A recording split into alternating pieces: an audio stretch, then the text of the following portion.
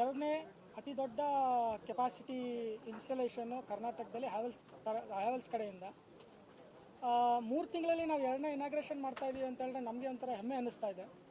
So ಇದೇ ಥರ ಇನ್ನೂ ಒಂದು ಹಲವಾರು ಪ್ಲ್ಯಾಂಟು ಇನ್ಸ್ಟಾಲೇಷನ್ ಆಗೋದಿದೆ, ಪೈಪ್ಲೈನಲ್ಲಿದೆ. ಸೊ ಲಾಸ್ಟ್ ಟೈಮ್ ನಾವೇನು 3 ಮೆಗಾವಾಟ್ ಇನಾಗ್ರೇಷನ್ ಮಾಡಿದ್ವಿ, ಅದ್ರ ಕಡೆಯಿಂದ ಸುಮಾರು ನಮಗೆ ಎನ್ಕ್ವೈರೀಸ್ ಬಂತು. ಸೊ ಆಲ್ಮೋಸ್ಟ್ ಒಂದು 25 ಎನ್ಕ್ವೈರಿವರೆಗೂ ಬಂದಿದೆ ನಮಗೆ. ಸೊ ಇದು ನಮ್ಮ ಎರಡನೇ ಪ್ಲ್ಯಾಂಟು.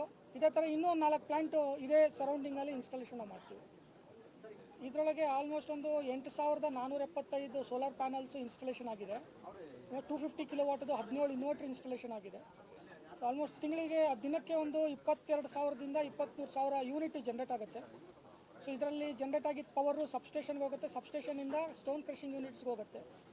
ಸೊ ಈ ಪವರ್ ಪ್ಲಾಂಟ್ ಬಂದು Kalyan Shetty green energy private limited ಅವರ ಮಾಲೀಕತ್ವದಲ್ಲಿದೆ ಈ ಪ್ಲಾಂಟು. ಸೊ ಅವ್ರದ್ದೇ 5 ಸ್ಟೋನ್ ಕ್ರಷಿಂಗ್ಸ್ ಯೂನಿಟ್ ಇದೆ. ಇಲ್ಲಿ ಜನ್ರೇಟ್ ಆಗಿದ್ದ ಪವರು ಅವ್ರದ್ದೇ ಸ್ಟೋನ್ ಕ್ರಷಿಂಗ್ಸ್ ಯೂನಿಟ್ಗೆ ಪವರ್ ಹೋಗುತ್ತೆ. ವೈಯಕ್ತಿಕವಾಗಿ ಯೂಸ್ ಮಾಡ್ಕೊಳ್ತಾರೆ ಇದನ್ನು. ಸೊ ಆಲ್ಮೋಸ್ಟ್ ಅವರಿಗೆ ಡಿಮ್ಯಾಂಡ್ ಪವರ್ ಏನಿದೆ ಆಲ್ಮೋಸ್ಟ್ 6 ಮೆಗಾವಾಟ್ವರೆಗೂ ಇದೆ. ಅದರಲ್ಲಿ ನಾವು ಕೊಡ್ತಾ ಇರೋದು 5 ಮೆಗಾವಾಟ್. ಸೊ ಆಲ್ಮೋಸ್ಟ್ ಅವ್ರದ್ದೊಂದು 90-95% ಅವ್ರದ್ದು ಎಲೆಕ್ಟ್ರಿಸಿಟಿ ನೀಡ್ ಏನಿದೆ ಅದು ಫುಲ್ಫಿಲ್ ಆಗುತ್ತೆ ಈ ಪವರ್ ಪ್ಲಾಂಟಿಂದ.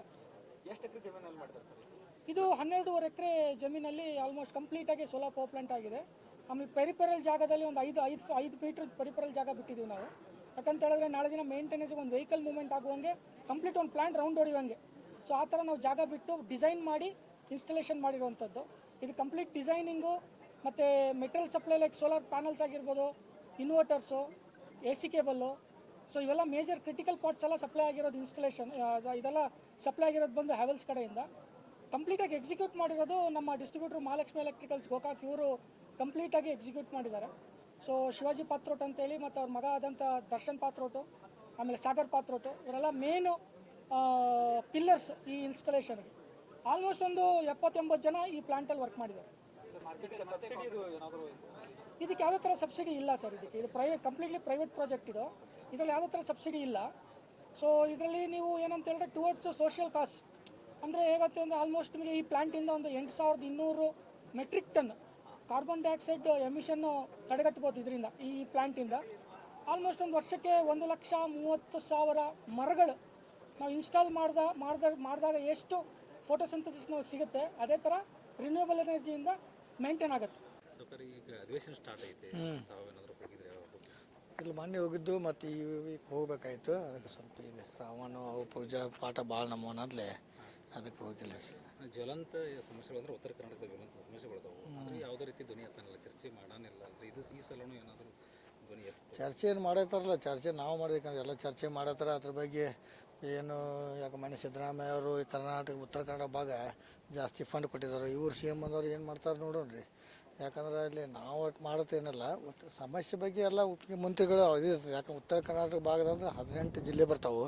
18 ಜಿಲ್ಲೆಗೆ ಹೆಚ್ಚಿನ ಅನುದಾನ ಕೊಟ್ಟಿರ್ತಾರೆ ಅವ್ರು. ಈಗ ನಾವೊಬ್ಬರು ಮಾಡೋದು ಇನ್ನೊಬ್ರು ಮಾಡೋದು ಏನಿಲ್ಲ, ಮುಖ್ಯಮಂತ್ರಿಗೆ ಇರ್ತೈತೆ ಅದು. ಯಾಕಂದ್ರೆ ನಾವು ಅರ್ಧ ಭಾಗ ನಮ್ಮ ಉತ್ತರ ಕರ್ನಾಟಕ ಇರೋದ್ರಿಂದ 18 ಜಿಲ್ಲೆ 19 ಜಿಲ್ಲೆ ಹೆಚ್ಚಿನ ಸವಲತ್ತು ಕೊಡ್ತಾರೆ ಅವ್ರು. ಸಭಾಪತಿ ಬಸವರಾಜ ಹೊರಟ್ಟಿ ಅವ್ರನ್ನ ಏನು ಅದು ಗೊತ್ತಲ್ಲ. ಸ್ವಲ್ಪ ಅವ್ರಿಗೆ ಹಿರಿಯರಿದ್ರು ಸ್ವಲ್ಪ ಅವ್ರಿಗೆ ಮನವೊಲಿಸಿಂದ ಮಾಡಬೇಕಾಯ್ತು. ಆದರೂ ಪಾಪ ಅವ್ರಿಗೆ ಅಸಮಾಧಾನ ಆಗೈತೆ ಅಂತ ಹೇಳ್ತಾರೆ. ಆದರೆ ಬೇಗ ನಿರ್ಧಾರ ಆಯ್ತಂತ ನಮ್ಮ ಅನಿಸಿಕೆ. ನಾಗೇಂದ್ರ ರಾಜೀನಾಮೆ BJP ಆರೋಪ ಅದು ನೋಡಬೇಕಾದ ಕೋರ್ಟಲ್ಲಿ ಏನಿದೆ ಅದು ನಮಗೆ ಅಷ್ಟು ಮಾಹಿತಿ ಇಲ್ಲ ಅದು. ಆದರೆ ಏನು ಇವ್ರು BJP ಅವರು ರಾಜೀನಾಮೆ ಕೊಡ್ಬೇಕಂತಾರು, ಕಾಂಗ್ರೆಸ್ದವ್ರು ಹೇಳ್ತಾರೆ ಇಲ್ಲ ಅವರೆಲ್ಲ ಕೋರ್ಟ್ದಂದೆಲ್ಲ ಇದನ್ನ ತೊಗೊಂಡು ಬಂದಿದ್ದಾರೆ, ಜಾಮೀನು ತೊಗೊಂಬಂದಾರೆ, ಇದಿಲ್ಲ ಅದೆಲ್ಲ ಇವ್ರು ಹೇಳ್ತಾರೆ. ಅದ್ರ ಬಗ್ಗೆ ಅಷ್ಟೇ ಚೆನ್ನಾಗಿ ಮಾಹಿತಿ ಇಲ್ಲ ಸರ್. ಮಹಿಳೆಯರಿಗೆ ಮಂತ್ರಿ ಸ್ಥಾನ ಇನ್ನೂ ಕೊಡ್ತಾರೆ.